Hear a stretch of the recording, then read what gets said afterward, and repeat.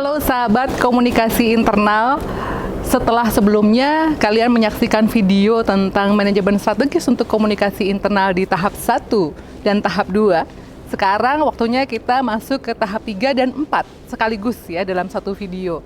Nah, di dalam tahap 3 atau langkah 3 itu adalah aksi dan komunikasi. Artinya bahwa pada saat ini kita memikirkan bagaimana dan kapan kita melakukan dan mengatakan prinsip-prinsip komunikasi itu akan kita lakukan kapan, gitu ya. Nah, maka di sini kita akan perlu memikirkan tentang, karena ini komunikasi, inti dari komunikasi itu sendiri adalah pesan tentunya. Nah, maka kita akan bicara soal prinsip dalam mengemas pesan.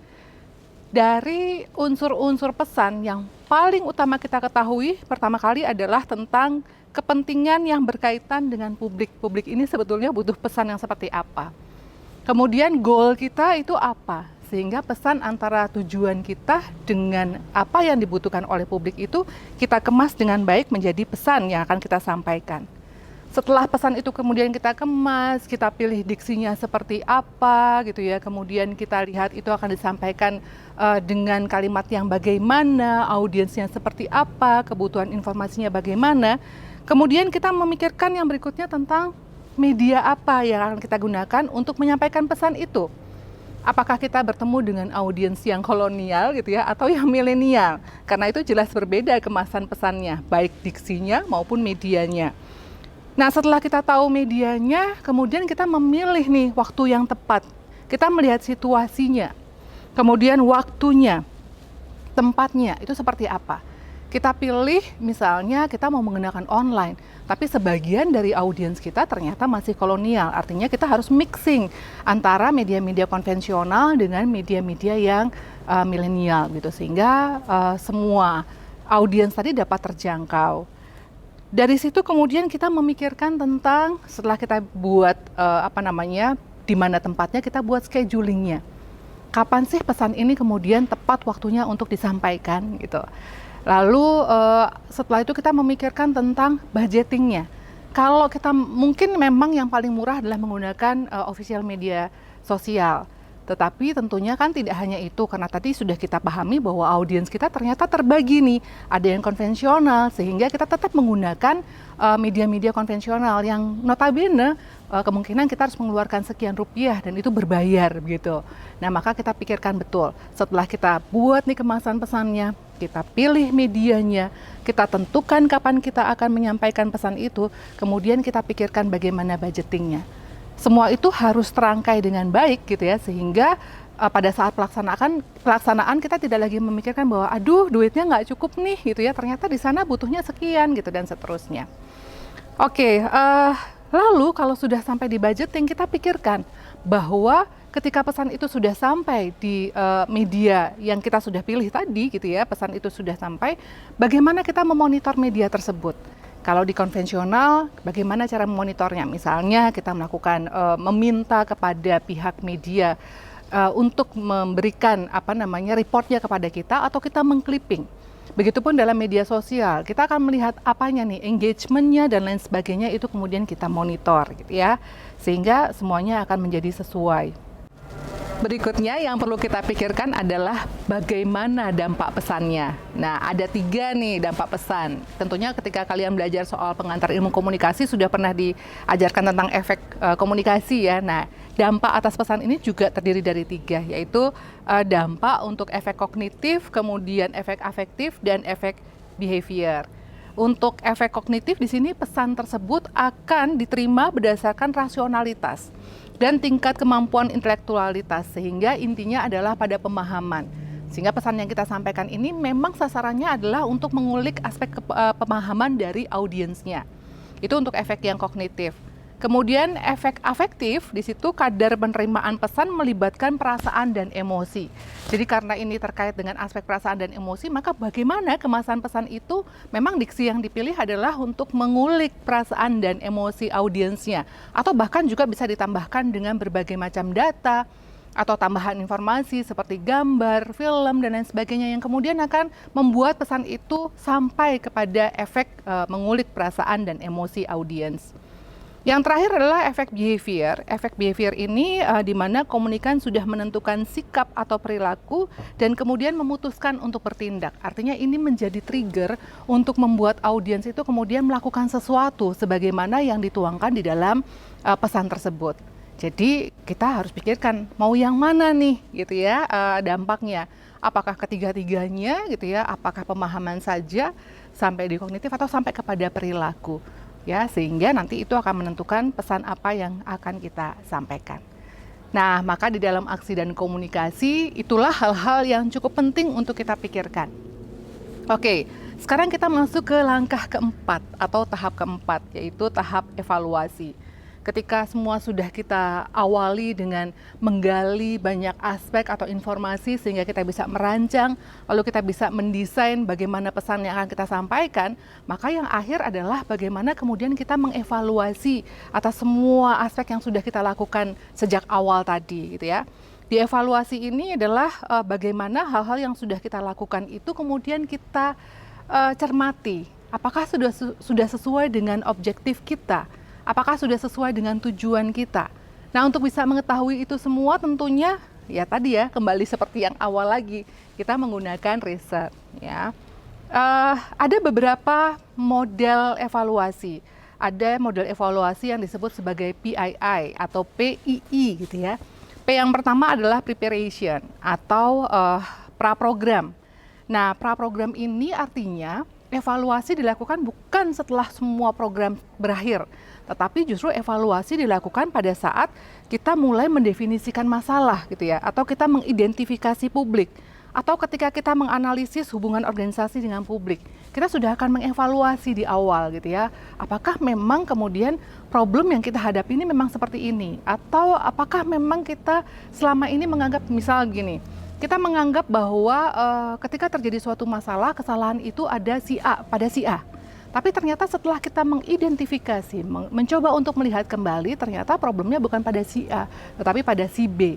Nah, ini adalah awalan atau tahap di mana kita memonitor sejak awal bahwa apa yang kita identifikasi ternyata belum presisi, gitu ya, tidak sesuai dengan masalah yang sebetulnya sedang mengemuka. Oke. Kemudian setelah P, kemudian ada I gitu ya, kata PII gitu ya. I berikutnya adalah implementing atau monitoring program. Artinya evaluasi ini dilakukan ketika program itu berjalan. Ya, apa, di mana, bagaimana gitu ya ketika program itu sudah dilakukan. Jadi diproses ketika itu masih berjalan. Belum atau tidak pada bagian akhir ketika semua sudah selesai gitu ya. Nah, pada bagian ini kita bisa melihat setiap hal yang kita lakukan itu kita pantau. Ketika ternyata di tengah-tengah ada hal yang tidak sesuai dengan apa yang kita rancang, artinya itu menyimpang dari apa yang kemudian kita sudah rancang, kita bisa loh mengubah aksi kita. Ya, sehingga dengan evaluasi tadi kita kemudian segera memulai kembali untuk melihat bahwa ternyata aksi kita tidak terlalu pas nih untuk kondisi seperti ini. Kita bisa ubah itu ke aksi yang lain. Artinya kita kan sudah membuat plan.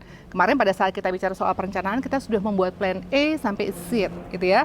Kita sudah membuat semua rancangan itu secara lengkap ya. Kalau perlu ada sekian banyak rancangan. Nah, kemudian I yang terakhir adalah impact atau dampak ya, di mana di sini fokusnya pada hasil atau outcome-nya. Kita akan melihat bahwa setelah semua berjalan, apakah hasilnya sesuai dengan apa yang sudah kita rancang. Kalau tidak, kita perlu evaluasi nih, kesalahannya ada di aspek yang mana gitu ya. Oke. Nah, memang di dalam proses mengevaluasi, evaluasi ini tidak mudah. Tadi saya menyebutkan ada model PII dan masih ada model yang lain gitu ya untuk bisa mengevaluasi program yang sudah kita jalankan. Intinya adalah pada kemauan kita untuk melihat apakah program yang sudah kita desain atau kita rancang sejak awal itu berjalan sesuai dengan rancangan kita. Karena sayang juga ya kalau kita sudah melakukan suatu kegiatan tapi tidak kita evaluasi. Khawatirnya adalah ketika kita melaksanakan program berikutnya, kita melakukan kesalahan di tempat yang sama. Kalau kita sudah mengevaluasi, akan ada bagian-bagian yang bisa kita reduksi kesalahannya. Sehingga pada aspek berikutnya kita bisa melakukan dengan tidak ya melakukan kembali kesalahan yang sudah kita lakukan pada tahap sebelumnya. Oke. Tapi memang ada banyak hambatan terkait dengan melaksanakan manajemen strategis untuk komunikasi internal ini. Di antaranya memang yang pertama adalah pemahaman dan pengetahuan para praktisi PR tentang bagaimana menjalankan manajemen PR ini. Kebanyakan memang kendalanya adalah pada aspek riset, entah itu di awal ataupun di akhir. Ya, kemampuan-kemampuan riset ini tidak dimiliki oleh banyak orang sehingga kadangkala menggunakan vendor atau pihak lain untuk melakukan riset terhadap program-program yang sudah dilakukan.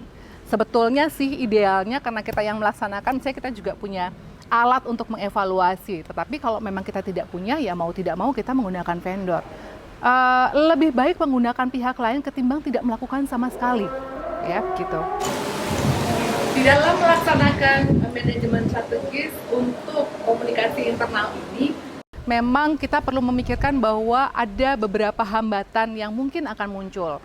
Di antaranya adalah yang pertama terkait dengan pelaku dari manajemen strategis ini. Kenapa? Karena biasanya pelaku atau mereka yang melakukan proses ini di antaranya tidak memahami tentang bagaimana melakukan riset, sehingga di awal riset tidak dilakukan, di akhir juga tidak dilakukan. Yang dibuat adalah langsung pada program dan aksinya. Nah, hal ini kalau dilakukan ya bisa-bisa aja sih, sah-sah aja. Tetapi problemnya adalah kita tidak pernah akan tahu di mana sebetulnya problem yang memang betul-betul mengemuka terkait dengan apa yang terjadi dalam organisasi kita. Yang kedua adalah kita tidak pernah tahu bahwa di dalam proses penyelenggaraan manajemen strategis untuk kepentingan komunikasi internal ini ada hal-hal yang lack atau gap-nya ada di mana. Kita tidak pernah tahu, sehingga bisa jadi kita melakukan program yang sebetulnya tidak dibutuhkan oleh publik internal kita. Atau kita melakukan aktivitas yang sebelumnya itu tidak sama sekali atau menjadi masalah, itu kita ulang lagi pada tahun berikutnya. Nah, kalau evaluasi kita lakukan, kita bisa mengeliminir ini semua. Jadi memang kemampuan untuk melakukan riset ini mestinya dimiliki oleh pihak organisasi yang menjalankan manajemen strategis komunikasi internal. Hanya saja memang tidak semua orang paham tentang bagaimana menjalankan riset untuk aspek ini. Maka mungkin bisa juga sih pakai vendor dari luar untuk mencoba melihat ya apa yang sudah dilakukan atau memulai di awal itu melakukan riset dulu. Lebih baik menggunakan pihak ketiga ketimbang sama sekali tidak melakukan riset, karena kita tidak akan pernah tahu. Sekali lagi ya, kita berjalan seperti ada di blind way gitu ya. Kita nggak pernah tahu bahwa yang kita lakukan itu sebetulnya mengalir begitu saja secara rutin, tapi tidak dibutuhkan oleh organisasi ini. Nah, jangan sampai hal seperti ini terjadi pada organisasi kita. Hambatan lain di dalam melaksanakan manajemen strategis untuk kepentingan komunikasi internal ini adalah anggapan bahwa riset itu bukan hal yang penting. Yang penting programnya jalan gitu ya, riset nggak penting gitu. Itu ada banyak pemikiran tentang hal ini. Sulit juga kalau ini terjadi karena tadi ya sekali lagi menjadi tidak efektif. Apa yang kita lakukan menjadi tidak efektif, bahkan mungkin juga tidak efisien. Karena apa yang kita lakukan hanya berdasarkan apa yang kita pikirkan, bukan berdasarkan realitas yang terjadi pada lingkungan internal organisasi kita. Problem yang lainnya adalah tidak menjadikan etika sebagai landasan di dalam melaksanakan program ini. Maka harus diperhatikan betul tentang etika, tentang bagaimana menjalin relasinya, tentang bagaimana kemudian atribut-atribut yang kita gunakan, termasuk pesan yang kita pakai, itu seperti apa. Supaya kemudian pesan-pesan pun selaras dengan audiensnya, supaya kemudian relasi yang dibangun pun juga sesuai dengan maksud dan tujuan dari program itu kemudian dilakukan. Baik, yang terakhir adalah bahwa karena kita hanya berkeinginan untuk menciptakan hal-hal yang positif tentang organisasi kita, kadang-kadang kemudian kita menjadi tidak jujur. Kejujuran kita nafikan gitu ya, padahal kita seharusnya betul-betul menampilkan satu kondisi real yang memang terjadi. Kalau kenyataannya bahwa di dalam organisasi kita, relasi antara manajemen dengan karyawan itu tidak baik, ya kita tampilkan apa adanya. Sehingga program-program yang mungkin muncul adalah bagaimana menyinergikan supaya manajemen dan karyawan ini menjadi lebih selaras, supaya lebih harmoni. Itu yang kemudian kita lakukan. Bukan melakukan kegiatan-kegiatan lain yang fokusnya bukan pada harmonisasi tadi. Nah, kalau sudah seperti ini, karena tadi ya keinginannya hanya semata-mata menciptakan image yang positif tentang organisasi, tapi tidak paham bahwa sebenarnya di dalam ini ada masalah yang terus menggerogoti, pada akhirnya citra itu menjadi semu. Tampaknya bagus di luar, tapi di dalam ini apa ya, rapuh begitu. Nah, maka tadi sekali lagi bahwa manajemen strategis untuk kepentingan komunikasi internal ini menjadi sangat penting supaya akhirnya problem-problem yang memang ada, simpul-simpul masalah yang memang ada di dalam organisasi ini benar-benar bisa kita kita isi dengan program-program yang kita buat untuk kepentingan internal. Sehingga misal kalau problemnya adalah masalah harmonisasi, ya kita selesaikan dulu bagaimana caranya supaya internal ini bisa harmonis. Atau misalnya kalau problemnya ada pada ketiadaan trust dari bawahan kepada pimpinan, ya kita perbaiki supaya trust itu kemudian muncul. Atau sebaliknya, mungkin ketika pimpinan merasa bahwa bawahan ini begitu atau terlalu geraknya terlalu tidak bisa dikontrol, misalnya seperti itu. Nah, kita perbaiki hal ini supaya kemudian relasi tadi menjadi lebih baik lagi. Nah, demikian hal-hal yang saya sampaikan. Semoga ini bisa memberikan gambaran secara lengkap tentang manajemen strategis untuk komunikasi internal sejak tahap pertama sampai tahap yang terakhir ini. Terima kasih atas perhatiannya, semoga bermanfaat untuk kita semua. Terima kasih.